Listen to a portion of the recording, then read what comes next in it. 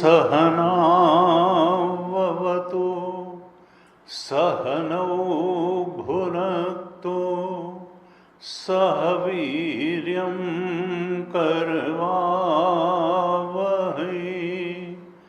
तेजस्विनावधीतमस्तु मा विद्विषावहै। ओम शांति शांति शांति।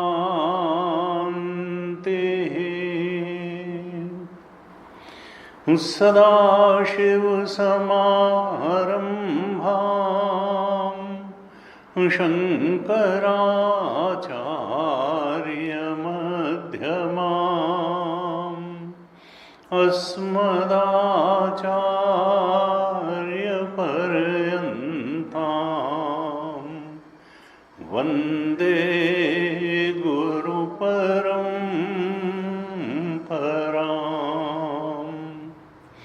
अज्ञानतिमिरान्धस्य ज्ञानाञ्जनशलाकया चक्षुरुन्मीलितं येन तस्मै श्री गुरवे नमः। तस्मै श्री गुरवे नमः। सच्चिदानन्दरूपाय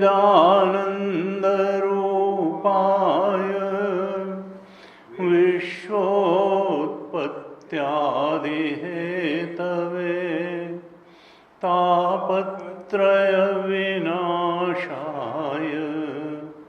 श्रीकृष्णाय वयं नमः। यं प्रव्रजन्तमनुपेतमपेतकृत्यं द्वैपायनो विरहकातराजुहाव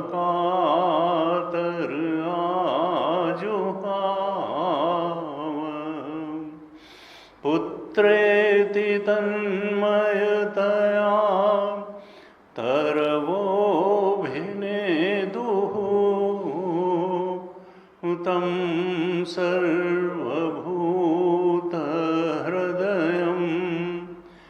मुनिमानतोऽस्मि।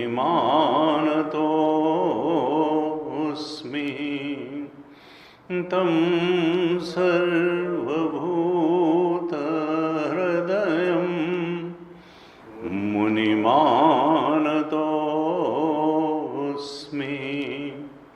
नारायणं नमस्कृत्य नरं चैव नरोत्तमं देवीं सरस्वतीं व्यासं ततो जयमुदीरयेत्।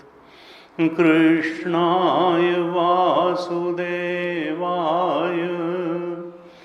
हरये परमात्मने प्रणतक्लेशनाशाय गोविन्दाय नमो प्रणत क्लेशनाशाय गोविंदाय नमो नमः।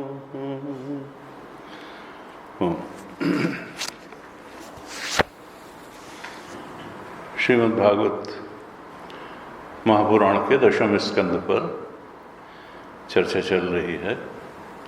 हमने इसके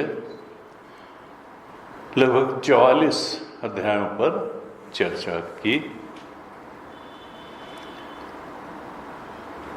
भगवान ने व्रज में असुरों का संहार किया, दैवी शक्तियों को भी पराभूत किया।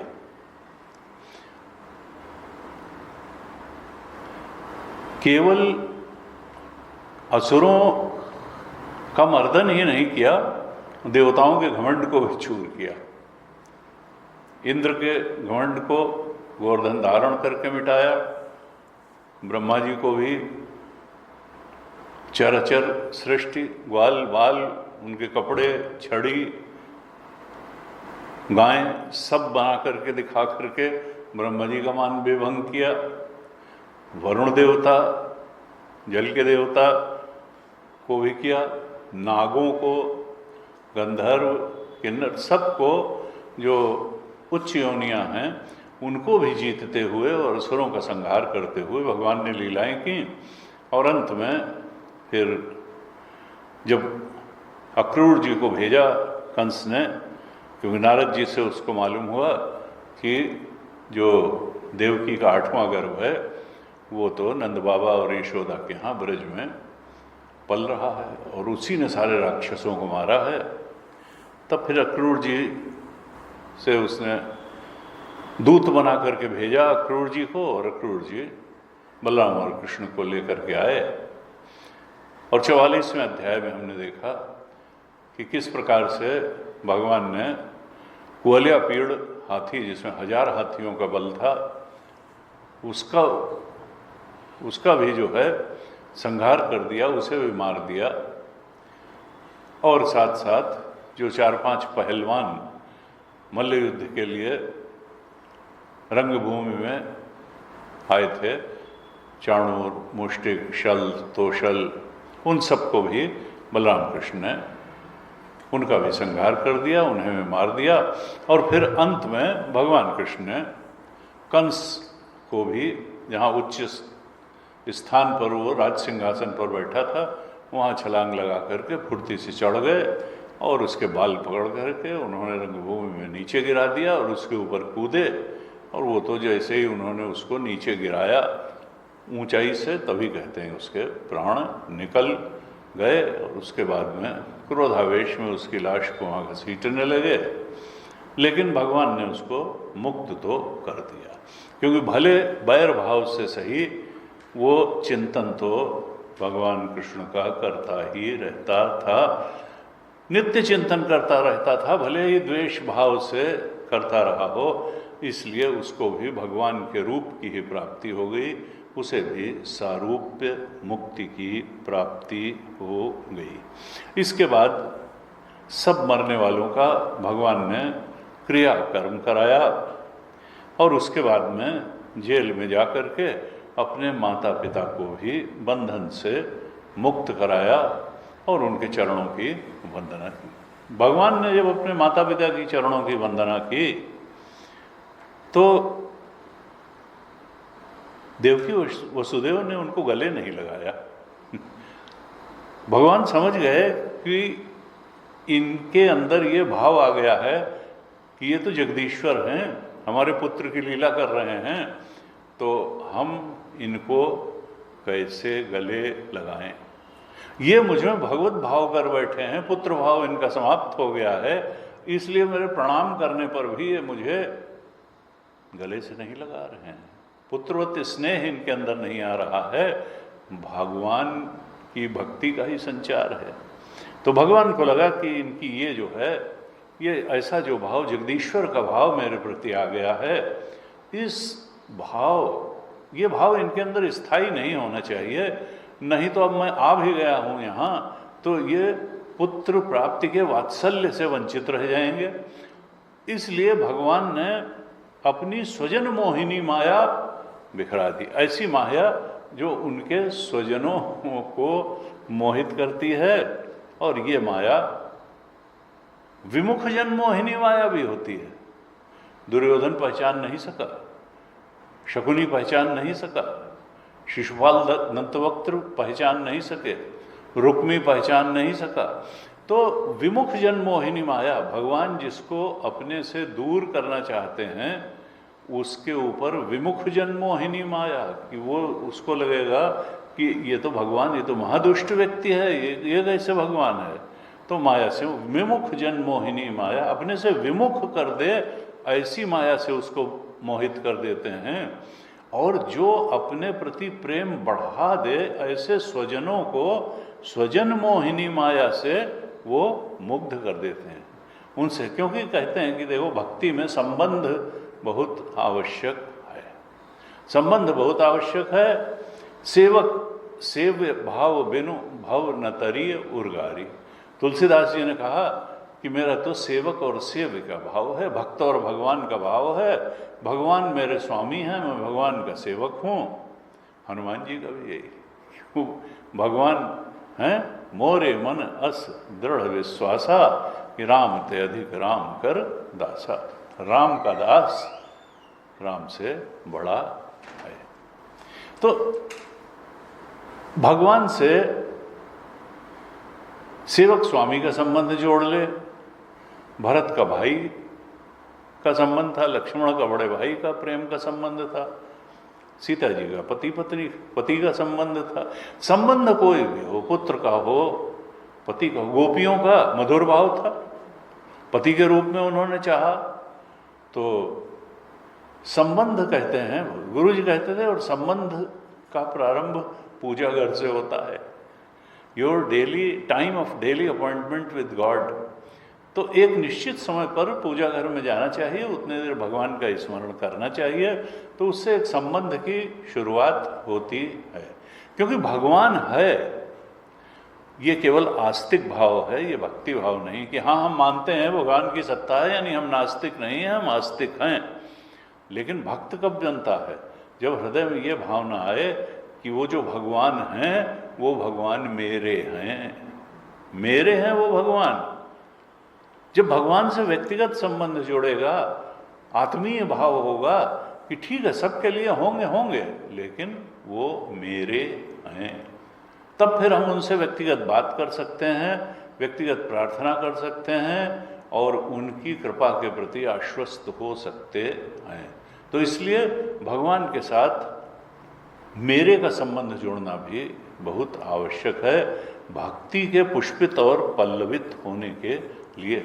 और यहाँ पर तो पुत्र होते हुए भी वसुदेव देवकी उनको पुत्र के रूप में स्वीकार नहीं कर पा रहे थे, इसलिए भगवान ने स्वजन मोहिनी माया से उनको मुग्ध कर दिया। और फिर क्योंकि यह उनकी लीला में भी बहुत सहायक होती है, अगर हर व्यक्ति उनको, गोपों ने उनमें सखा भाव किया, अब अगर वो सखा भाव नहीं करेंगे तो फिर कैसे उनके साथ हंटी ठिठोली करेंगे, कैसे उनके साथ भोजन शेयर करेंगे, कैसे खेल खेलेंगे। तो लीला में भी स्वजन मोहिनी माया, ऐसी उन्होंने योग माया अपनी फैला दी। और फिर बलराम कृष्ण ने जा करके अपने माता पिता के पास आदर पूर्वक प्रणाम किया और फिर उनसे कहा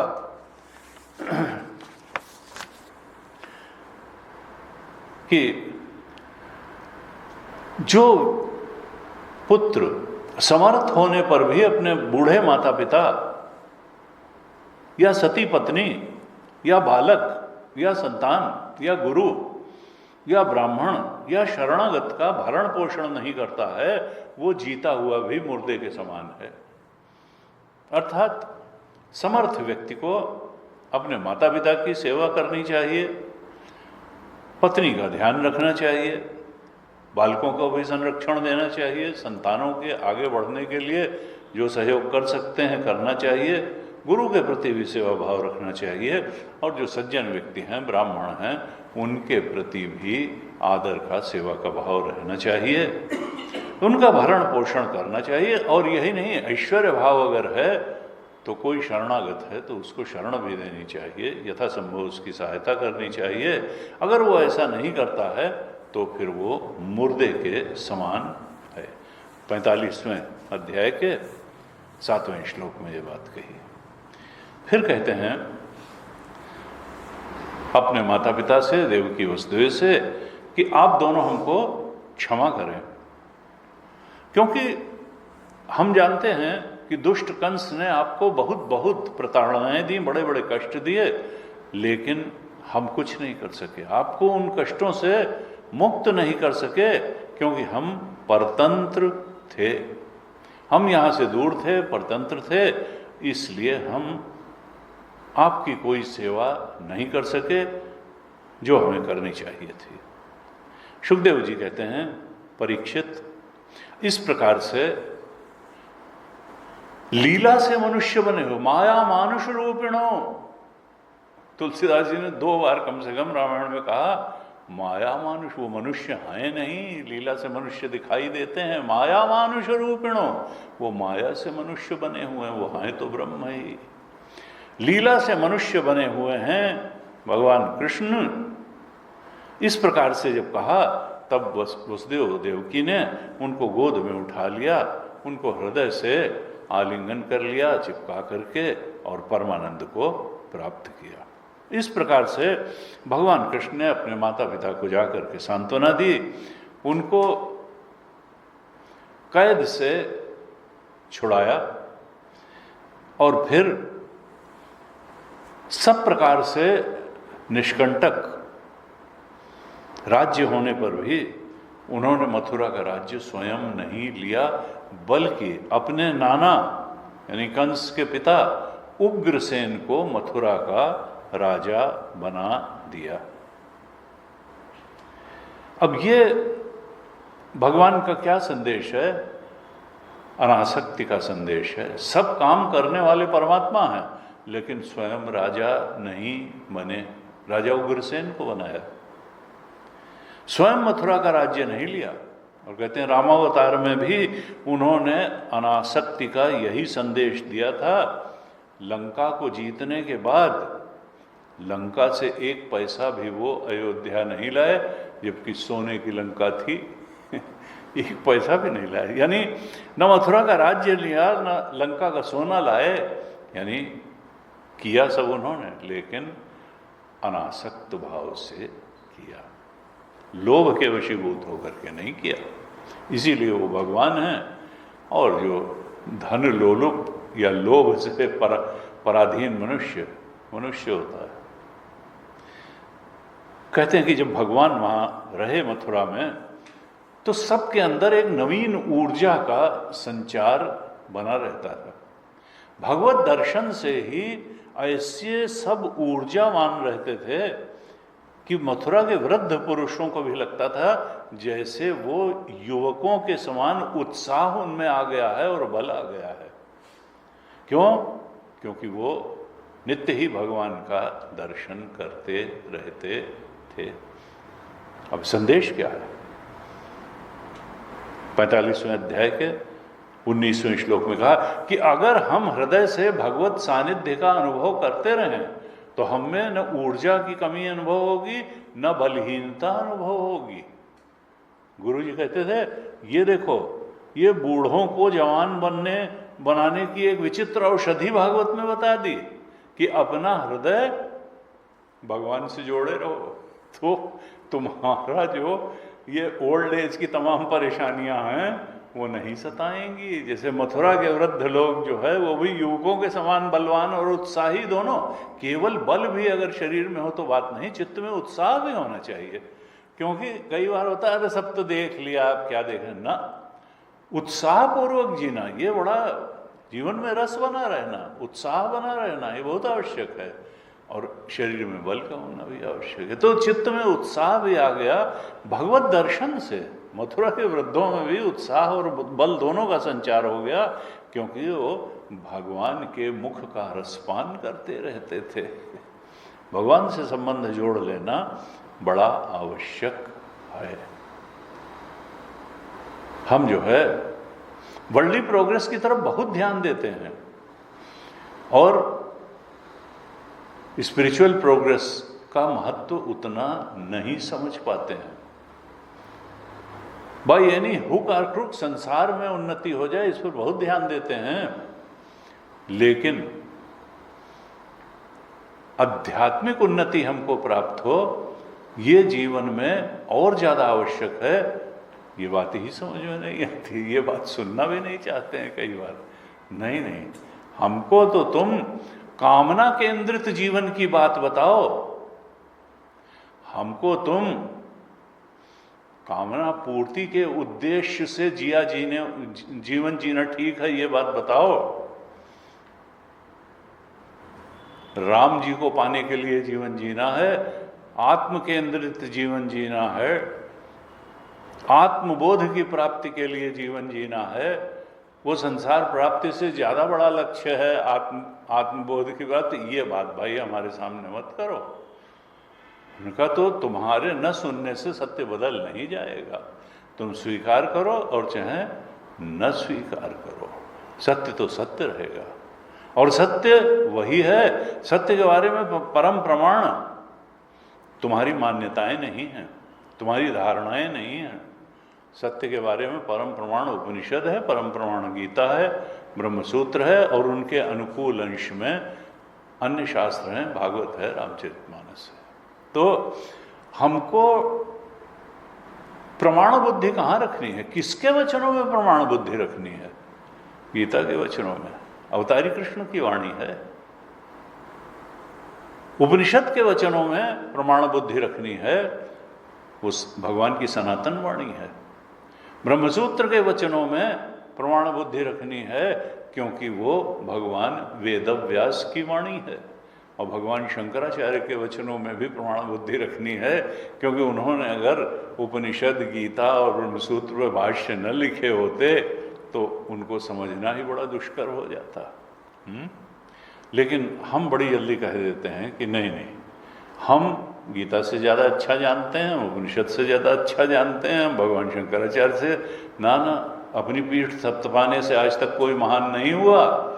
जब दूसरे उसको महान कहते हैं तो वो महान बनता है। और उपनिषद की प्रतिष्ठा हजारों सालों से चली आ रही है, गीता की प्रतिष्ठा दसियों हजार साल से चली आ रही है, ब्रह्मसूत्र और भगवान शंकराचार्य की मान्यता सदियों सदियों से चली आ रही, सैकड़ों साल से चली आ रही है। इसलिए हमको अपने हित के लिए समझना है कि किसको हमारा प्रेरणा स्रोत बनना चाहिए और किसको नहीं बनना चाहिए, किसको हमें मान्यता देनी है, किसके हिसाब से अपना वैल्यू सिस्टम बनाना है, और कौन सी वैल्यूज जो हैं वो गलत हैं उनको हटाना है।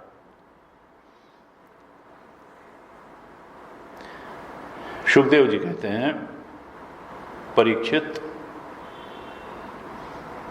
भगवान श्री कृष्ण और बलराम इस प्रकार से माता पिता को सुखी करने के बाद, उनके हृदय को तृप्त करने के बाद फिर नंद बाबा के पास गए, क्योंकि वो लोग तो अभी भी बगीचे में, उपवन में रुके हुए थे। नंद बाबा के पास गए, उनसे गले लगे और उनसे कहा कि पिताजी, आपने और माँ यशोदा ने बड़े लाड़ प्यार से, दुलार से, स्नेह से हमारा लालन पालन किया है, और जो लोग बालकों को, दूसरे के ही बालक क्यों न हो, जिनको कि छोड़ दिया गया है किसी भी कारण से, उनके माता पिता जो उनका पालन करने में किसी कारण से समर्थ नहीं थे, और जिन दूसरों ने दूसरों के बालकों को अपना पुत्र समझ करके इतने स्नेह से, दुलार से पाला, वास्तव में वही उसके माँ बाप हैं। क्या कहना चाहते हैं कि आप ही हमारे माता पिता हैं, क्योंकि आपने ही हमको पुत्र के समान प्रेम से पाला है। फिर कहते हैं, पिताजी अब आप लोग व्रज में वापस जाइए। मैं जानता हूं कि मेरे बिना व्रज में जाने पर आपको बहुत दुख होगा, लेकिन मुझे यहाँ के अपने संबंधियों की भी अभी देखभाल करनी है, मेरा बहुत सा काम यहाँ शेष है, और यहाँ का काम निपटा करके हम आप लोगों से मिलने अवश्य आएंगे। अब कहते हैं देखिए, ये गोपियों से भी कहलवा के आए थे कि मैं अवश्य आऊँगा, यहाँ इनसे भी कह रहे हैं जाए आएंगे, कहीं नहीं। लेकिन एक अवसर की बात होती है ना, कि किसी का मन रखने के लिए, किसी के हृदय में प्रेम का संचार करने के लिए, तृप्ति का संचार करने के लिए अगर कुछ कह दिया जाए तो वो झूठ नहीं होता है, क्योंकि दूसरे को सुख देने की नीयत से कहा गया है। वहाँ पर केवल सत्य का सत्य की तरीके से मापदंड नहीं होगा। जैसे हमारे यहाँ कहा गया है कि भाई कुछ, जैसे कोई भागा हुआ आ रहा है और आपके यहाँ कि अरे हमको शरण दे दीजिए, कौन चोर बदमाश डकैत या पुलिस ही हमको पकड़ने चली आ रही है, और कुछ नहीं बाद में बताएंगे, तो अगर आपने किसी की रक्षा के लिए, शरणागत की रक्षा के लिए कह दिया कि नहीं नहीं वो यहाँ नहीं है, तो वो कोई वहाँ पर सत्यम वद और धर्मम चर आपका कोई अपराध नहीं है, क्योंकि आपने किसी की प्राण रक्षा के लिए किसी से कुछ कहा है। कहते हैं किसी की बेटी की शादी होने वाली है, तो उसमें जो है अगर कोई पूछे तो ये नहीं कहना चाहिए अरे हम सब जानते हैं, अरे वहाँ मत करो ना, आप अपने को चुप रखिए। अरे किसी का जीवन बनने जा रहा है, किसी का कल्याण होने जा रहा है, तो कह दो भाई अगर कोई बात आपके कान में है भी तो उसको जबान से बाहर लाने की जरूरत क्या है। उनका भाई हमें तो लगता है ठीक ही है, अच्छा है, कर लो, बहुत अच्छा है। तो इस तरह से दूसरे के भले के लिए अगर आप किसी बात को छिपाते हैं या नहीं कहते हैं तो वो भी जो है वो सत्य ही है, बल्कि सत्य से ज़्यादा बड़ा, क्योंकि सेंस ऑफ डिस्क्रिमिनेशन आपको दिया गया है। मन में कोई बात आवे और आप न कहें, ये भी आपको क्षमता प्रभु ने प्रदान की है। अन्यथा प्रकाशन की क्षमता। आप बैठे हैं, कहीं जाना है आपको कई अर्जेंट काम घर में पड़े हुए हैं, उसी समय कोई अतिथि आ गया और जैसे ही घंटी बजी तो आपके मन में आया अरे इस समय इतने काम, ये कौन मरा इस समय टपक पड़ा आकर के, और आपने खोला दरवाजा तो देखा कि कोई आपके आदमी खड़े हैं। तो इसका मतलब ये नहीं कि जो मन में आया था वही कह दिया ना, आप कहिए आइए आइए आइए, अरे बहुत दिन बाद आना हुआ। तो अन्यथा प्रकाशन की जो क्षमता है वो व्यवहार को सुधारती है, और उसमें ये नहीं कहा जाएगा कि आपने अन्यथा प्रकाशन क्यों किया। ये भगवान ने व्यवहार सुधारने के लिए ये क्षमता आपको दी है, और इस क्षमता का उपयोग करना चाहिए। इससे अंतःकरण शुद्ध भी होगा, निर्मल भी होगा, व्यवहार भी सुधरेगा। इस प्रकार से भगवान ने कहा कि हम लोग आपसे मिलने आएंगे, और भगवान की बात सुन करके नंद बाबा की आंखों में आंसू आ गए, लेकिन वो जानते थे कि कृष्ण का काम तो यहाँ है ही, वो हमारे यहाँ ब्रज में अटखेलियाँ करने, खेलने कूदने के लिए तो नहीं आए। लड़का बड़ा होता है, लोग बाहर उसको पढ़ने भेजते हैं, तो क्या मन थोड़ा होता है माता पिता का कि दूर जाए, लेकिन अब भेजना तो पड़ता है, उसके हित में भेजना पड़ता है। तो भगवान की बात सुनकर के नंद बाबा प्रेम से अधीर हो गए, दोनों भाइयों से गले मिले, आंखों में उनके आंसू आ गए, गोप गण भी दुखी हुए, और फिर ब्रज के लिए उन्होंने प्रस्थान कर दिया। इसके बाद वसुदेव जी को अब अपने पिता होने की जो उनकी जिम्मेदारी थी उसका भी निर्वहन करना था। वसुदेव जी ने अपने दोनों पुत्रों का विधिवत यज्ञोपवीत कराया, क्योंकि हमारे यहाँ यज्ञोपवीत के बाद फिर गुरुकुल में प्रवेश होता था, और विधिवत शिक्षा के लिए वो ब्रह्मचारी बालक जाते थे। तो वसुदेव जी ने बलराम और कृष्ण दोनों का यज्ञोपवीत कराया, और दोनों गुरुकुल में पढ़ने के लिए गए। आप जानते हैं उनके गुरु जी थे, उनका नाम था सांदीपनी। सांदीपनी था, उज्जैन में उनका गुरुकुल था। उस समय अवंतीपुर कहते थे, आजकल उज्जैन कहते हैं। तो उज्जैन में सांदीपनी मुनि के पास दोनों भाई पढ़ने के लिए गए। सांदीपनी ऋषि के ही नाम पर चिन्मय मिशन में भी सांदीपनी हिमालय और सांदीपनी साधनालय, इन 2 आश्रमों की स्थापना गुरुदेव ने की। मुंबई में जहाँ वेदांत का कोर्स अंग्रेजी में चलता है तो उसका नाम है सांदीपनी साधनालय, और सिद्धवाड़ी में जहाँ धर्मशाला के 9 किलोमीटर पे सिद्धवाड़ी है, तो वहाँ हिंदी में जो वेदांत कोर्स चलता है तो उसका नाम है सांदीपनी हिमालय। तो सांदीपनी ऋषि चूँकि भगवान के भी गुरु थे, इसलिए गुरु परंपरा के नाम पर उनका नाम आता है, श्रेष्ठ गुरु थे। सांदीपनी मुनि ने इन दोनों भाइयों को, बलराम और कृष्ण को, उपनिषदों की शिक्षा दी, वेदों की शिक्षा दी, 6 वेदांगों की भी शिक्षा दी, और भगवान तो भगवान ही है। तुलसीदास जी ने राम जी के लिए भी लिखा, गुरुग्रह गए पढ़न रघुराई और अल्पकाल विद्या सब आई। वो तो नाटक कर रहे हैं, विद्या हैं, विद्या निधि कहूँ विद्या दीन्ही, वो तो स्वयं विद्या निधि है, लेकिन अब लीला करते हुए तो गुरु को भी उनको पढ़ाना है और उनको पढ़ना भी है। विद्या निधि, जो विद्या के भंडार हैं, सारी विद्याएं जहाँ से आई हैं, उनको फिर गुरु ने विद्या दी। अल्पकाल विद्या सब आई, विद्या निधि कहूँ विद्या दीन्ही। तो यहाँ सांदीपनी मुनि ने केवल लिखा है 64 दिन और रात में ही 64 कलाओं का ज्ञान भगवान कृष्ण और बलराम ने प्राप्त कर लिया।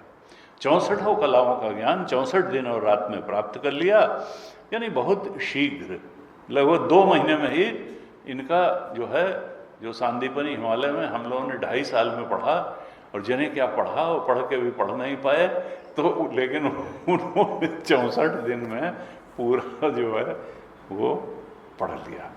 और जब अध्ययन समाप्त हुआ तब फिर उन्होंने कहा कि अब गुरु से प्रार्थना की, गुरुवर आपकी जो इच्छा हो वो मुझसे गुरुदक्षिणा मांग लें। और हम लोग जो पढ़ते थे तो गुरु जी कहते थे, देखो पहले ये होता था कि गुरु जो है उस समय भी भिक्षा मांग के लाते थे। कृष्ण और सुदामा की आग भी तो है ना, ये दोनों भिक्षा मांगने गए, रात हो गई, पेड़ पे बैठ गए, बरसात होने लगी, फिर कैसे कैसे, तो शिष्य लोग भिक्षा मांगने जाते थे और सारी भिक्षा ला के गुरु को दे देते थे। अगर गुरु ने फिर ज़्यादा हुई और उसका वात्सल्य उमड़ा तो अगर दे दिया तो उतना खा लिया, और नहीं तो फिर जल पी करके सो गए। लेकिन भिक्षा मांगने का कार्य शिष्यों का था। और उन्होंने कहा यहाँ क्या है, यहाँ मैं कुछ कुछ दिन में निकलता हूँ ज्ञान यज्ञ करने, कि जब दक्षिणा आवेगी तो गुरुकुल चलेगा, और तुम लोग ठाठ से अन्न क्षेत्र में जा करके दिन में 3 टाइम पेट पूजा करते हो, और फिर कहते हो कि लंच में ये सब्जी ठीक नहीं बनी थी और डिनर में ये ठीक नहीं बना था। यहाँ उल्टी गंगा का लिए गुरु भिक्षा मांगता है शिष्यों के लिए, और तब क्या था, शिष्य भिक्षा मांगने जाते थे गुरु के लिए। लेकिन उनका, और उसके बावजूद शिष्यों का मुंह सीधा नहीं होता है कि खाना ठीक नहीं बन रहा है, तो लेकिन उनका भाई ठीक है, यही तो युग युग का प्रताप है। तो वहाँ पर खत्म होने के बाद जब अध्ययन समाप्त हुआ 64 दिन रात में, तब सांदीपनी मुनि से प्रार्थना किया भगवान ने कि गुरुवर जो चाहे दक्षिणा मांग लें। अब वो जानते तो थे कि सब ने भगवान की लीला कथाएं तो सुन ही रखी थी, ये कोई साधारण व्यक्ति नहीं है, ये तो भगवान स्वयं ही मनुष्य रूप में आया है। सांदीपनी मुनि ने कहा कि देखो हमारा एक पुत्र था, वो प्रभास क्षेत्र में गया हुआ था, और वहाँ जब गया तो समुद्र में डूब करके वो मर गया। प्रभास क्षेत्र में समुद्र में डूब करके हमारा बालक मर गया था, और तुम लोग जो है हमारे उस बालक को हमारे पास ले आओ, वो बालक हमारा ला करके हमको दे दो, यही गुरुदक्षिणा। भगवान ने मना नहीं किया। भगवान ने कहा ठीक है गुरुवर, हम जाते हैं। और फिर वो समुद्र के किनारे गए और वहाँ जा कर के थोड़ी देर बैठे रहे। थोड़ी देर में ही समुद्र जो है वो, इस बार उनको राम जी जैसा नहीं करना पड़ा कि लक्ष्मण जी से कहा हो कि लाओ जरा धनुष बाण ले आओ और मैं अग्नि बाण से अभी इसको सुखाए देता हूँ, तभी ये रास्ता देगा। और तब वो थाली में मणियों और तमाम रत्नों को लेकर के आया कि मर्यादा पुनि तुम्हारी दीन ही। तो यहाँ पर तो जैसे ही भगवान वहाँ गए तो समुद्र तुरंत बहुत सारे रत्नों पूजा सामग्री को लेकर के भगवान के सामने उपस्थित हुआ। भगवान ने कहा कि समुद्र देखो, तुम मेरे गुरु के पुत्र को बहा ले गए थे और उसको शीघ्र ही मुझे वापस लौटा दो। समुद्र ने कहा भगवान, मेरे जल में एक असुर रहता है, पंचजन नाम का असुर रहता है, जो शंख के रूप में रहता है, और मुझे लगता है उसी ने वो बालक जो है चुरा लिया होगा।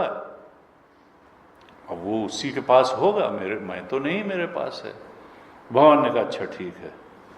भगवान ने उसकी बात सुनी और जल में गए समुद्र के, और वहाँ देखा कि हाँ वो पंचजन नाम का जो दैत्य है उसी को शंखासुर भी कहते हैं, वो शंख के रूप में रहता था।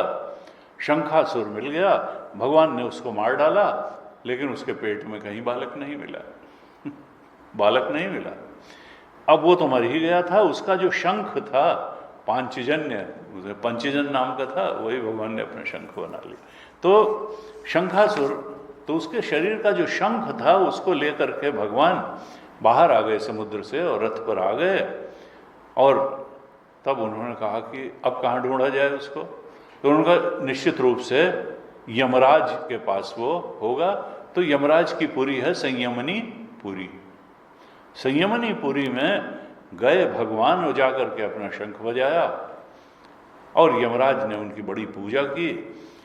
भगवान ने यमराज से कहा और कहा कि मैं क्या सेवा करूं भगवान आपकी।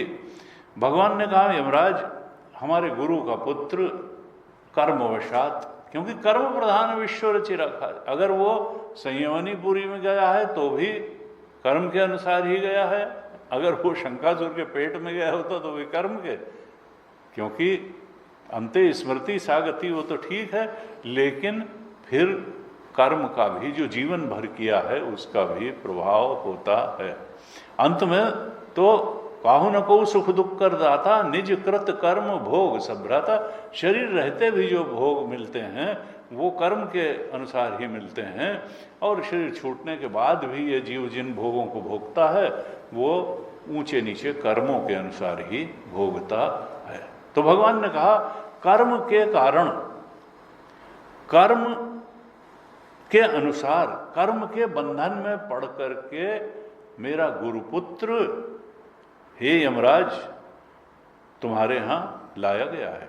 अब तुम मेरी आज्ञा स्वीकार करो, क्योंकि भगवान तो कर्तुम अकर्तुम अन्यथा कर्तुम है। अहम तो सर्व पापेभ्यो मोक्षयिष्यामि मा शुचः।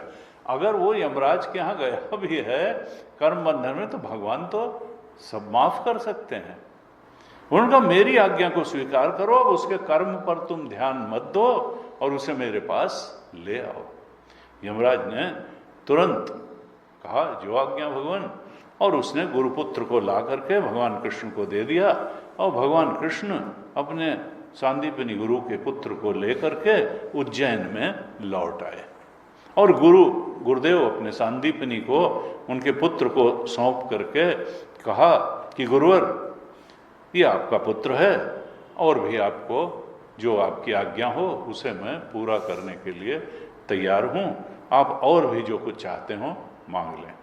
गुरुजी ने कहा बेटा तुम लोगों ने मुझे जो गुरुदक्षिणा दी है वो अतुलनीय है, अब और क्या चाहिए।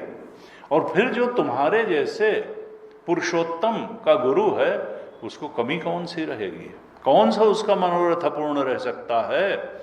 अब ऐसा करो, तुम लोग अपने घर जाओ और मैं आशीर्वाद देता हूं तुमको कि तुम्हारी पढ़ी हुई विद्या कभी विस्मृत न हो, हमेशा।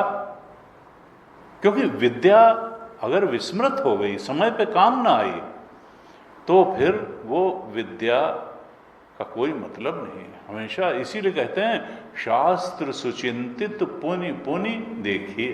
कितनी भी आपको ओवर कॉन्फिडेंस हो कि हमको सब चीज मालूम है, लेकिन आपको बार बार सत्संग करना चाहिए, बार बार स्वाध्याय करना चाहिए। क्योंकि अगर हम रिफ्रेश नहीं करते रहेंगे तो चीजें विस्मृत हो जाती हैं और पुराने ढर्रे पर जिंदगी और चिंतन फिर चलने लगता है। इसलिए कहा कि मैं आशीर्वाद देता हूं कि तुम्हारी पढ़ी हुई विद्या इस लोक में भी तुम्हें विस्मृत न हो और परलोक में भी सदा नवीन बनी रहे। इस प्रकार से आशीर्वाद दिया और तब गुरु जी की आज्ञा लेकर के बलराम और कृष्ण दोनों मथुरा को लौट आए। मथुरा में आने के बाद फिर अब 46वें अध्याय में उद्धव जी की ब्रज यात्रा का प्रसंग आता है।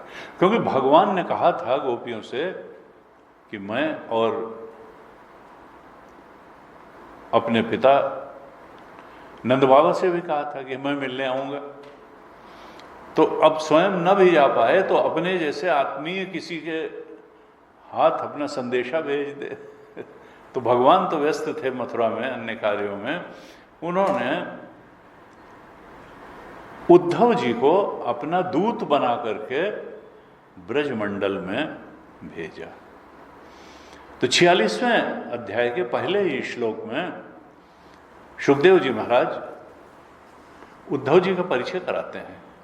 उद्धव जी की क्वालिटीज क्या हैं, किस प्रकार के हैं उद्धव जी। कहा वृषणी नाम प्रवरो मंत्री। वृषणी वंशियों में उद्धव जी प्रधान पुरुष थे, प्रवरो मंत्री। और कृष्ण से दयितः सखा, भगवान कृष्ण के बहुत ही प्यारे सखा भी थे। शिष्यो बृहस्पति साक्षात, वो बृहस्पति जी के साक्षात शिष्य थे। उद्धवो बुद्धि सत्तमा, जो उद्धव हैं वो बड़े ही बुद्धिमान थे। यानी वृषणी वंशियों में प्रधान थे, भगवान के प्यारे सखा थे, बृहस्पति जी के शिष्य थे, परम बुद्धिमान थे। इस प्रकार से पहले श्लोक में ही परिचय कराया सुखदेव महाराज ने परीक्षित को उद्धव का। फिर दूसरे श्लोक में कहा तमाह भगवान प्रेष्ठम भक्तम एकांतिनम क्वचित गृहीत्वा पाणिना पाणिम प्रपन्न आरती हरो हरि। प्रपन्न आरती हरो हरि, ऐसे हरि, ऐसे भगवान कृष्ण जो प्रपन्न की आरती को हरण करने वाले जो हैं, इसीलिए तो उनका नाम हरि है। हरि का मतलब कष्ट को हरण करने वाले। आरती माने कष्ट, आरती कष्ट, परेशानी को हर लेते हैं, तभी उनका नाम पड़ा था ना। जब गज को ग्राह के बंधन से छुड़ाया था तब उनका हरि अवतार हुआ था। प्रपन्न जो शरणागत हैं उनके कष्ट को हरण करने के कारण ही भगवान का नाम है हरि ही। ऐसे उन भगवान कृष्ण ने गृहीत्वा पाणिना पाणिम, उद्धव के हाथ को अपने हाथ में लेकर के तमाह भगवान बोले। उद्धव क्या है? प्रेष्ठम भक्तम, भगवान के प्रिय भक्त हैं, प्रेष्ठम भक्तम, और एकांतिनम क्वचित, और एकांत प्रेमी है। यानी बहुत, देखिए जो बहुत ज्यादा लोगों का संग करेगा तो ऊंचे नीचे सारा आदमी का संग करेगा। जो संग के बारे में बड़े चूजी हैं, एकांत उनको प्रिय है, क्योंकि चिंतन मनन एकांत में ही होता है। एकांतिनम क्वचित प्रेष्ठम भक्तम, एकांत प्रेमी उद्धव जी जो भगवान के प्रिय भक्त हैं, उनका हाथ अपने हाथ में लेकर के कहा, क्या कहा कि उद्धव तुम ब्रज में जाओ, ब्रज में हमारे नंद बाबा भी हैं, हमारी माता यशोदा भी हैं, उनके पास तुम जाओ, वो हमारे विरह की व्याधि से बड़े दुखी हैं। जाओ और मेरा संदेश सुना करके तुम उनको मेरे विरह की वेदना से मुक्त करो। माता पिता ग्वाल बालों को भी विरह वेदना से मुक्त करो, मेरा संदेश दे करके आओ। और गोपियां, उनका मन तो निरंतर मुझ में लगा रहता है, उन्होंने अपने प्राणों को भी मुझे अर्पण कर रखा है, जीवन को अर्पण कर रखा है, मुझे ही वो अपना सर्वस्व मानती हैं। मेरे लिए उन्होंने अपने पति पुत्र और सगे संबंधियों को भी छोड़ दिया, वो मुझी को अपना प्यारा प्रीतम मानती हैं, अपना आत्मा मानती हैं। और फिर कहते हैं 46वें अध्याय के 4थे श्लोक की अंतिम पंक्ति में, ये त्यक्त लोक धर्मांश्च मदर्थे तान विभर्मि अहम।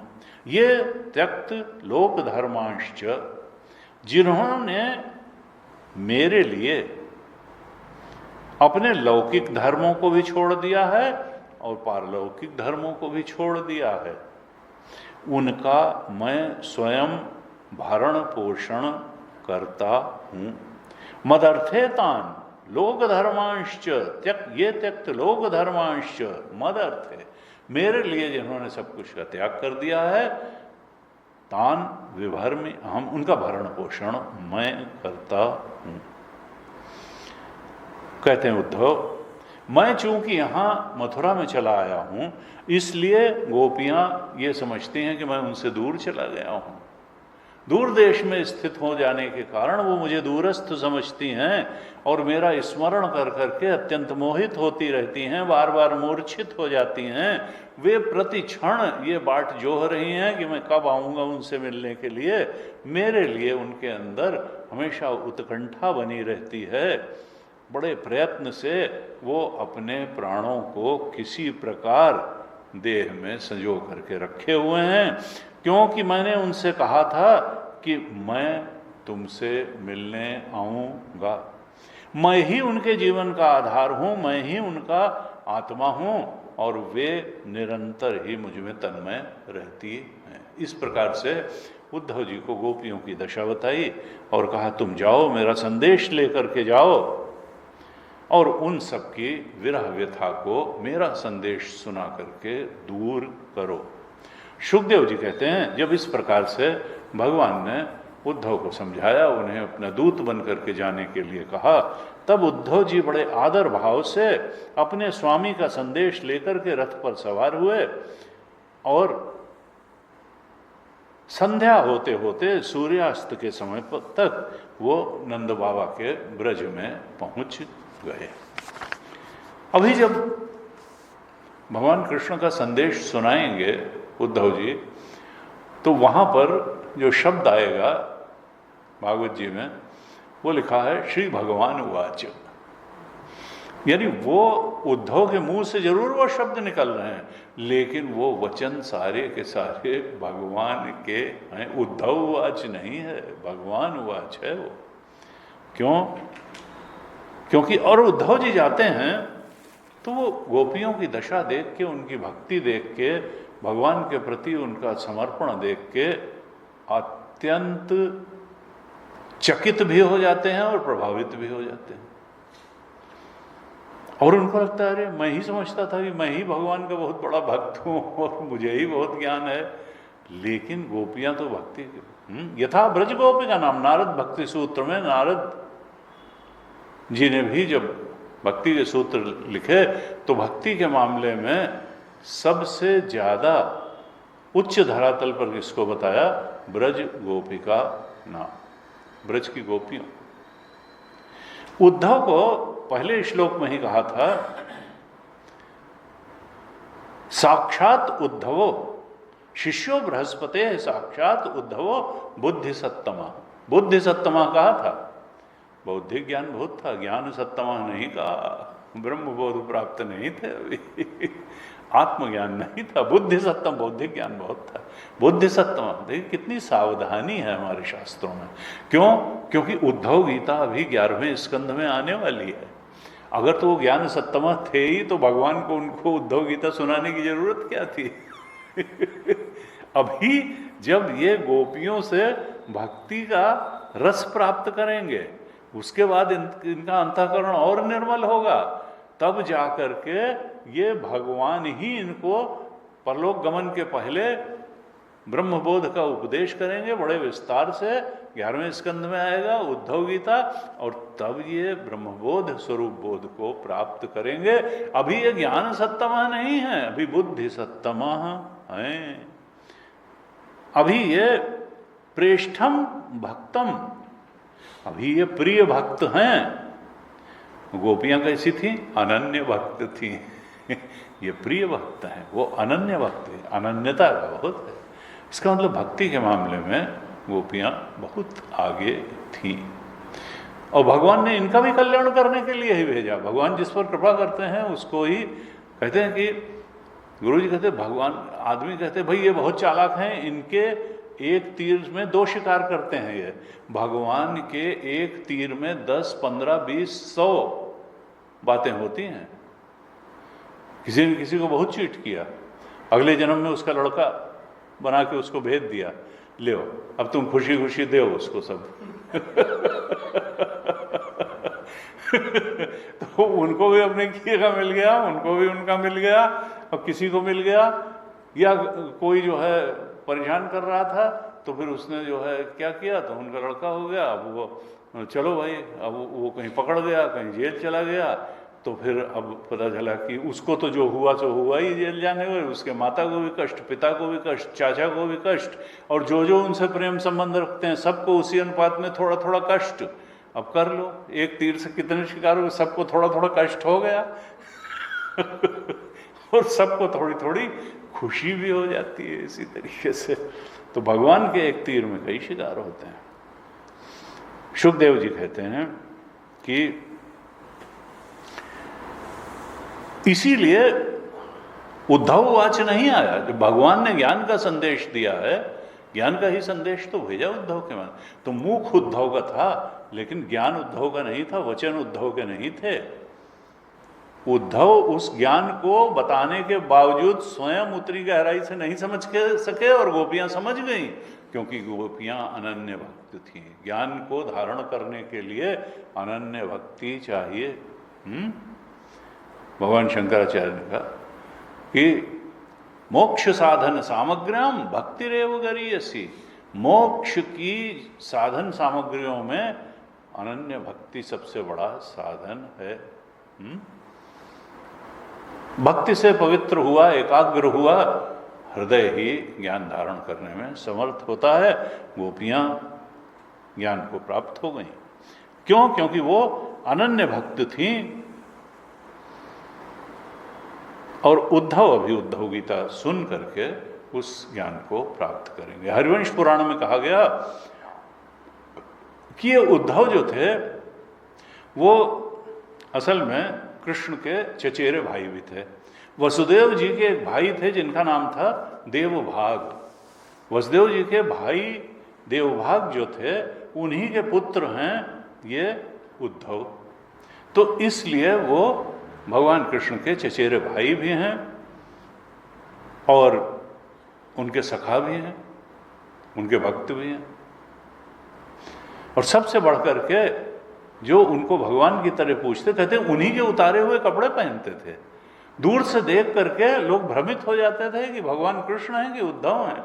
शरीर की गठन भी वैसी ही थी, सांवले थे, पीतांबर धारण करते हैं। कहते थे भगवान के ही उतारे हुए वस्त्र वो पहनते थे। वैसी ही वेशभूषा, वैसी ही चाल ढाल, वैसी ही प्रसन्न मुख मुद्रा, वैसी ही उनकी अलकें। तो जिसका स्वामी सर्वोत्कृष्ट हो तो वो तो फिर चलता फिरता भगवत स्वरूप है ही। ऐसे उद्धव थे, उसी का नाम उद्धव है। और जब बद्रीनाथ में जो पालकी लाई जाती है, जब पट बंद हो जाते हैं, तो जो सचल मूर्ति होती है भगवान की, वो उद्धव जी की ही मूर्ति है। जो उत्सव मूर्ति उसको कहते हैं, उत्सव, क्योंकि मुख्य मूर्ति तो स्थापित है, उसको तो उखाड़ा नहीं जाएगा।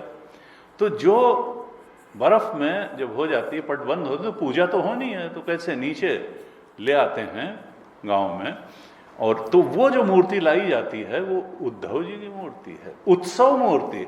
तो उद्धव भगवान की उत्सव मूर्ति है, यानी उनको लाया जाता है और फिर उनकी पूजा की जाती है। तो ये ऐसे उद्धव जी सूर्यास्त के समय नंद बाबा के पास पहुंच गए, और जब नंद बाबा ब्रज में आए और उद्धव जी ब्रज में आए, तब नंद बाबा को बहुत प्रसन्नता हुई। उन्होंने उद्धव जी को गले लगा करके उनका वैसे ही सम्मान किया मानो कि भगवान कृष्ण ही आ गए हों। नंद बाबा ने पूछा, उद्धव जी क्या कृष्ण कभी हम लोगों की याद करते हैं?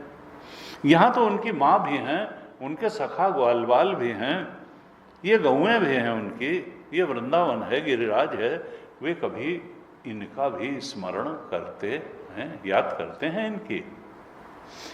क्या हमारे गोविंद, हमारे प्रिय गोविंद, क्या हम लोगों को और अपने बंधु बांधवों को देखने के लिए एक बार भी यहाँ पर आवेंगे? क्या कृष्ण हम लोगों का कभी स्मरण करते हैं? क्योंकि हम लोग तो हमेशा ही उनके चरित्रों का, उनकी हंसी का, उनकी बातों का स्मरण करते रहते हैं, और उनका स्मरण करते हुए इतने तन्मय हो जाते हैं कि हमसे और कोई कामकाज ही नहीं हो पाता है। इस प्रकार से अपनी भावना व्यक्त की उद्धव जी के सामने नंद बाबा ने। सुखदेव जी कहते हैं, परीक्षित, श्री कृष्ण लीलाओं का इस प्रकार से नंद बाबा उद्धव जी के सामने एक एक करके स्मरण करने लगे, और स्मरण करते करते उनके हृदय में प्रेम की ऐसी बाढ़ आ गई कि वे विह्वल हो गए, उनका गला रुंध गया और वे चुप हो गए। वहीं पास में यशोदा माता भी बैठी थीं, जो नंद बाबा की बातें सुन रही थीं। एक एक लीला सुन के उनके नेत्रों से आंसू बहते जाते थे। पुत्र स्नेह की बाढ़ से उनके स्तनों से दूध की धारा बहती जा रही थी, लेकिन वो बोल कुछ नहीं रही थी। उद्धव जी और नंद बाबा, उद्धव जी ने देखा कि नंद बाबा और यशोदा माता का श्री कृष्ण के प्रति कैसा अगाध प्रेम है उनके हृदय में, और वो प्रेम देख करके वो आनंदमग्न हो गए। और फिर उद्धव जी ने कहा कि आप दोनों अत्यंत भाग्यवान हैं, क्योंकि जो चराचर जगत के सृष्टिकर्ता भगवान नारायण हैं, जो समष्टि ज्ञान का स्रोत भगवान नारायण हैं, उनके प्रति आपके हृदय में ऐसा वात्सल्य है, ऐसा स्नेह है। फिर कहते हैं उद्धव जी, बड़ा सुंदर यहाँ पर उद्धव जी का वक्तव्य है। ये अभी भगवान का संदेश नहीं है, ये तो उद्धव जी, नंद बाबा और यशोदा माता भी बैठी, उनके बीच का वार्तालाप है। उद्धव जी कहते हैं कि जो जीव मृत्यु के समय अपने मन को एक क्षण के लिए भी उन कृष्ण परमात्मा में लगा देता है, उसकी सारी कर्म वासनाएं धुल जाती हैं, नष्ट हो जाती हैं, और वो शीघ्र ही सूर्य के समान तेजस्वी और ब्रह्म स्वरूप के बोध में दृढ़ता से स्थित होकर के परम गति को प्राप्त कर लेता है। बिल्कुल वही बात है ये 46वें अध्याय के 32वें श्लोक में, जो गीता जी के 8वें अध्याय के 6ठे श्लोक 5वें श्लोक में कही, अंतकाले च मामेव स्मरन् मुक्त्वा कलेवरम यह प्रयाति समद्भावम याति नास्ति अत्र संशय। बिल्कुल वही बात कही कि उद्धव जी ने कि जो जीव मृत्यु के समय अपने शुद्ध मन शुद्ध होना चाहिए, नहीं तो फिर संसार ही याद आएगा, शुद्ध मन को एक क्षण के लिए भी उसमें लगा देता है, कर्म वासनाओं को, फिर कर्म उसकी गति का नियामक नहीं रह जाता है। वो तो भगवान का आशीर्वाद से वो परम गति को प्राप्त होता है वो ही नीची ऊंची योनियों में नहीं जाता है। फिर कहते हैं भगवान कृष्ण थोड़े ही दिनों में ब्रज आएंगे और आप दोनों को आनंदित करेंगे। देखिए फिर ये मुंह देखी बात हुई, इनसे ऐसा कुछ नहीं कहा है भगवान ने कि मैं कुछ दे, लेकिन अब सामने वाले की इतनी व्यथा है कि इतना कह देने में कोई हर्ज नहीं है। अब बाद की बात बाद में देखी जाएगी, लेकिन जब वो इतने विरह व्याकुल हैं, व्यथित हैं, प्रेम से भरे हुए हैं और कह रहे हैं क्या कभी आएंगे यहाँ, क्या आगे, तो कह दो कि हाँ आएंगे। तो कहा कि हाँ भगवान कृष्ण ब्रज में आएंगे और आपको आनंदित करेंगे। फिर कहते हैं उद्धव जी, देखिए अब आध्यात्मिक बोध की तरफ बढ़ा रहे हैं कि अग्नि अभी प्रज्वलित हो तो दिखाई देने लगती है, लेकिन क्या इसमें लकड़ी में अग्नि नहीं है? अभी भी तो अग्नि है, चिंगारी लगाने की देर है। तो जो अभी अप्रकट अग्नि है वो प्रकट अग्नि में हो जाएगी। भगवान कहाँ नहीं है? भगवान तो सबके आत्मा बन करके बैठे ही हैं। अब तुमको उनको अनुभव करके प्रकट करना है, जो साधना से प्रकट हो जाएंगे। कहते हैं जैसे काष्ठ में अग्नि सदा ही व्यापक रूप से रहती है, वैसे ही समस्त प्राणियों के हृदय में वो कृष्ण परमात्मा हमेशा ही विराजमान रहते हैं।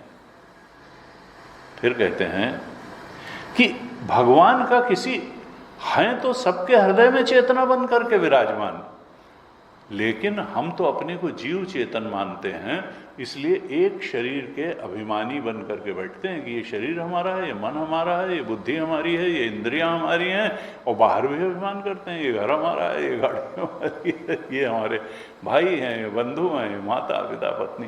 तो भगवान भले सबके शरीरों में आत्मा बन करके, चेतना बन करके बैठे हैं, लेकिन उनका किसी एक शरीर के साथ अभिमान नहीं है। इस कारण उनका न तो कोई प्रिय है न अप्रिय है। जैसे हमारा पूरे शरीर के साथ अभिमान है, तो इसका मतलब क्या है कि हाथ से हमें ज़्यादा प्रेम है और पैर से कम प्रेम है, और आँख से ज़्यादा प्रेम है, कान से कम प्रेम है? नहीं नहीं, सबसे या तो कह लो बराबर प्रेम है कि थोड़ो कि चाहे हाथ कट जाए तो कट जाए, कोई दूसरे का ना। सब मम प्रिय सब मम उपजाए, और तिन्हमह मोहि मनुज अति भाए। ऐसे तुलसीदास। क्यों? क्योंकि वो मेरी तरफ चल सकता है, मेरा विचार कर सकता है, मुझसे प्रेम कर सकता है, मेरा चिंतन कर सकता है। इसलिए भगवान ने कहा वैसे तो चराचर सृष्टि मेरे द्वारा ही उत्पन्न है, सब मम उपजाए, और सबसे मेरा प्रेम।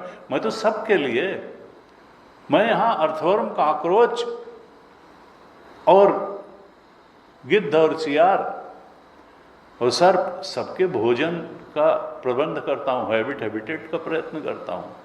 लेकिन फिर मनुष्य उच्च प्राणी क्यों है? क्योंकि वो अपने कार्यों पर स्वयं ही नैतिक निर्णय दे सकता है। वो चाहे तो असुरों से भी नीचे गिर सकता है, और चाहे तो देवताओं से भी ऊपर उठ सकता है। वो तो स्वरूप बोध को उपलब्ध हो सकता है, भगवान को अपने हृदय में जागृत कर सकता है, और नहीं तो कुत्सित विचारों और कुत्सित कर्मों में लिथड़ता हुआ जीवन भी जी सकता है। तो इसलिए मनुष्य जी जो है, तिन्हमह मोहि प्रिय निज दासा, जेहि मोहि छोड़ न दूसरी आशा। ऐसे ऐसे कैटेगरी बताते हैं। रामचरितमानस में कहा सबसे प्रिय मुझे कौन है? अपना भक्त। और कौन सा भक्त? अनन्य भक्त, जो मेरे अलावा और किसी से आशा लगाता ही नहीं है। जो करेंगे परमात्मा ही करेंगे, क्योंकि करने वाले वही हैं, असल में तो करने वाले वही हैं।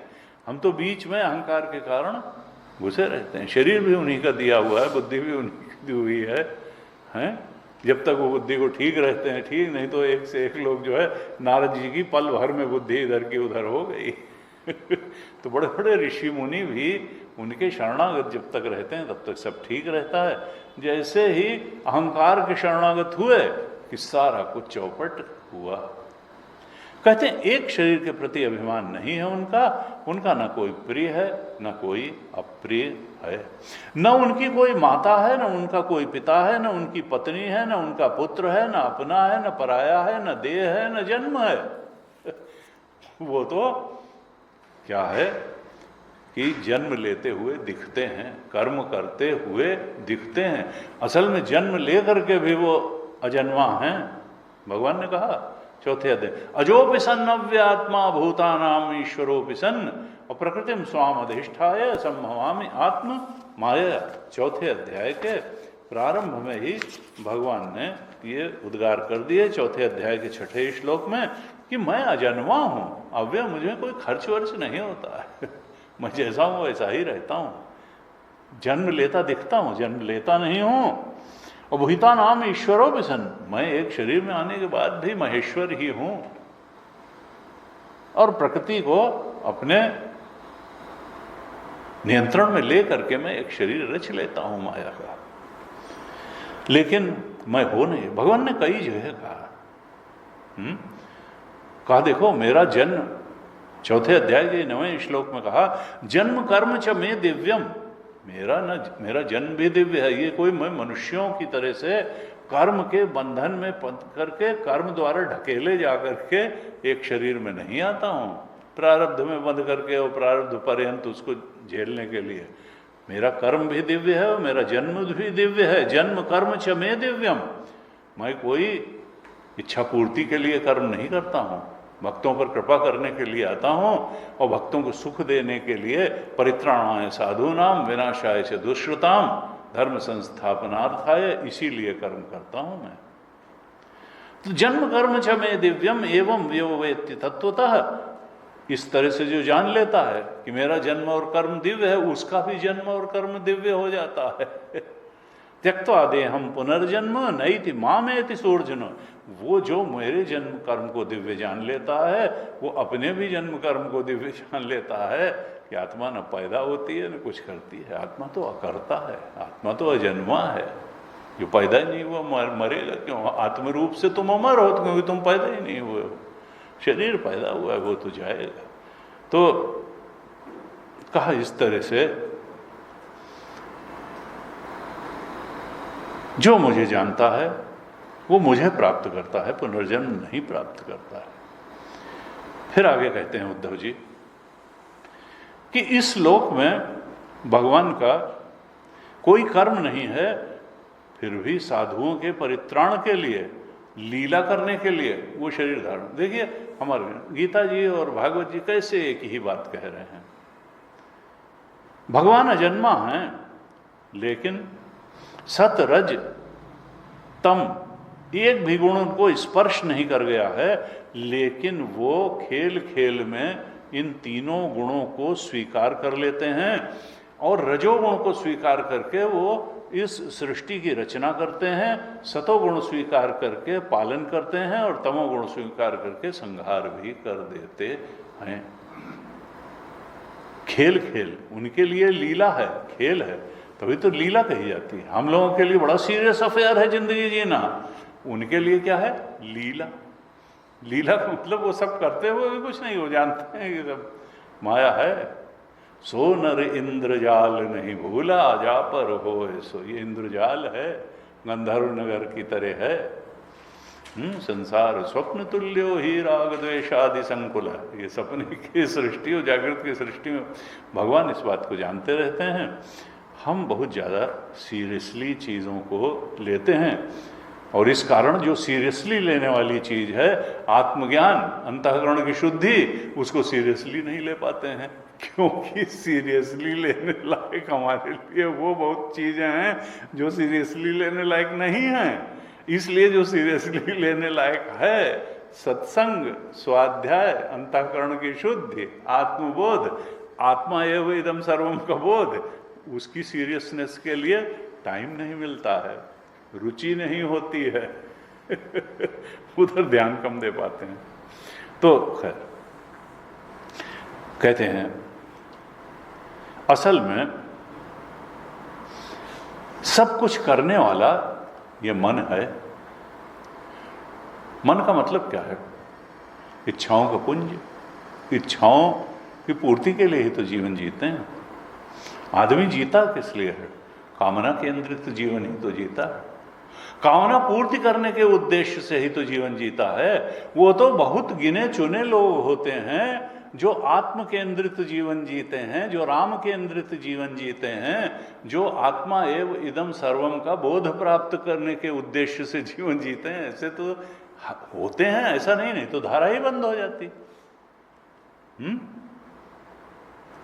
तो अवधूत गीता में कहा, ईश्वरात अनुग्रहात एव पुंसाम अद्वैत वासना। जब उस एक परम सत्य परम तत्व को जानने के लिए अभीप्सा, उत्कंठा, आकांक्षा उत्पन्न होती है किसी हृदय में, किसी निश्चल हृदय में, किसी सात्विकता से भरे हुए पवित्र निर्मल हृदय में, तो समझो भगवान की अनुकंपा हो चुकी है। ईश्वर अनुग्रहात एव, ईश्वर के अनुग्रह से ही ऐसी पुंसाम अद्वैत, इसको भी वासना कह दिया, अद्वैत वासना। क्योंकि संसार की वासना तो होना तो सामान्य बात है, लेकिन भगवान मिल जाए ये वासना विशिष्ट वासना है। संसार मिल जाए ये तो साधारण वासना है। तो संदेश क्या है? ये कामना केंद्रित जीवन, काम केंद्रित जीवन से बाहर निकल करके हे मनुष्य तुम राम केंद्रित जीवन की तरफ बढ़ने का प्रयास करो। तुम्हारे जीवन के केंद्र में राम आ जाएं। कामनाएं जो है वो ठीक है, नेसेसिटी ठीक है, कामना तो पूरी होगी नहीं, शरीर पूरा हो जाएगा। आज तक किसी की कामनाएं पूरी नहीं हुई, तुम्हारी क्या होंगी? जिन्हें कितने कितने यहाँ बड़े अचीवर हो गए, सब अतृप्त ही मरे, आशा तृष्णा नाम हुई, मर मर गए शरीर। तो कहा वास्तव में सब कुछ करने वाला चित्त ही है, मन ही है, लेकिन इस चित्त में अहम बुद्धि होने के कारण हम चित्त को ही आत्मा समझ लेते हैं। इस चित्त को, मन को ही अपना मैं समझ करके जीव अपने को कर्ता समझने लगता है, भोक्ता समझने लगता है। आत्मा तो अकर्ता भोक्ता है, लेकिन वो शुद्ध आत्मा को न जानने के कारण ये सूक्ष्म शरीर में ही मैं बुद्धि कर लेता है, मन में ही मैं बुद्धि कर लेता है। ऐसा उद्धव जी ने कहा। फिर कहते हैं ऐसी कोई वस्तु है ही नहीं जो भगवान श्री कृष्ण से अलग हो। वो कण कण में व्याप्त हैं, वो क्षण क्षण में व्याप्त हैं, असल में तो वही हैं। बाकी सब तो अध्यास है, सुपर इम्पोजिशन है। असल में तो रस्सी ही है, सांप तो दिखाई दे रहा है, असल में तो सीप ही है, चांदी तो बस दिखाई दे रही है। लेकिन हम चांदी से ऐसा लुभाए पड़े हैं और हम सांप से ऐसा डरे पड़े हैं कि हमको चांदी सच्ची लगती है और सीप सच्ची और सर्प सच्चा लगता है। हमको रज्जु जो है तक हमारी दृष्टि नहीं जाती, या सीप तक हमारी दृष्टि नहीं जाती। ऐसे ही चांदी स्थानी और सर्प स्थानी ये जगत भी है और जीवत्व भी है। जीवत्व के अधिष्ठान रूप में जो सच्चिदानंद आत्मा परमात्मा राम जी बैठे हैं, उन तक हमारी दृष्टि नहीं जाती, जगत और जीवत्व में ही उलझ जाती। जगत का अधिष्ठान भी वही सच्चिदानंद और जीव का अधिष्ठान भी। अधिष्ठान ज्ञान के बिना अध्यास की निवृत्ति नहीं होगी। हमको अध्यास के बारे में थोड़ा विचार करके, अध्यास से की असलियत को थोड़ा थोड़ा पहचान करके, और फिर अधिष्ठान परमात्मा अपने ही आत्म तत्व के बोध तक पहुंचना होगा। तभी जा करके बोध होगा, मुक्ति होगी। क्योंकि परमार्थ सत्य तो भगवान ही हैं, और वो सांप के जो दिख रहा है उसके कौन से पार्ट में रस्सी नहीं है? जहां नहीं होगी रस्सी वहां सांप भी नहीं दिखे। चांदी के कौन से पार्ट में सीप नहीं, जगत के कौन से पार्ट में परमात्मा नहीं है, जीव के कौन से पार्ट में परमात्मा नहीं है? असल में तो वही है। अधिष्ठान के पोर पोर में, अध्यास के पोर पोर में अधिष्ठान है। वो चाहे जगत रूपी अध्यास हो या जीवत्व रूपी अध्यास हो, असल में तो अधिष्ठान ही सत्य है, कृष्ण परमात्मा ही सत्य हैं। उनके अलावा कहते हैं ऐसी कोई वस्तु है ही नहीं जिसे वस्तु कहें, वास्तव में सब वे ही हैं। असल में सत्ता तो उन्हीं की है। इस तरह से वार्ता चलती रही नंद बाबा में, और जो उद्धव जी में न, उद्धव और नंद बाबा इस प्रकार से रात भर बात करते रहे। रात बीत गई, बात समाप्त नहीं हुई। कुछ रात जब बच गई तब गोपियां उठी और उन्होंने दीपक वगैरह जला करके अपने घर को साफ किया, पूजन किया, घरों में झाड़ू बुहारू लगा करके घर को साफ सुथरा किया और फिर दधि मंथन करने लगी, दही मथने लगी। और जब सूर्यदेव प्राची दिशा से पूर्व दिशा में उदित हुए तब उन गोपियों ने देखा कि नंद बाबा के दरवाजे पर एक सोने का रथ खड़ा है। क्योंकि वो तो शाम को आए थे और सीधे नंद बाबा के यहाँ गए और रात भर बातें चलती रहीं। इस तरह से ज्ञान चर्चा भी हुई। उनके वात्सल्य का रस देख करके उद्धव जी विभोर हुए। उद्धव की ज्ञान चर्चा से नंद बाबा जो है वो आह्लादित हुए। गोपियों को सुबह मालूम पड़ा कि अरे ये सोने का रथ किसका खड़ा हुआ है, नंद बाबा के दरवाजे पर इस सोने का रथ कैसे खड़ा हुआ है। और तब वो एक दूसरे से पूछने लगी कि ये रथ किसका है। और तब उनके मन में शंका हुई कि कहीं वही क्रूर कर्म करने वाला अक्रूर ही तो फिर नहीं आ गया, अब की बार किसको ले जाएगा। एक बार तो आया, वो बड़े सुंदर रथ पर सवार होके तो हमारे प्राण प्यारे श्याम सुंदर को ही ले गया। अब ये कहीं वही अपना कंस का प्रयोजन सिद्ध करने वाला अक्रूर ही तो कहीं फिर से नहीं आ गया। ऐसे उनको मन में एक भय हुआ। और फिर वो आपस में बातचीत कर ही रही थी कि उसी समय नित्य कर्म से निवृत्त होकर के उद्धव जी वहां आ गए।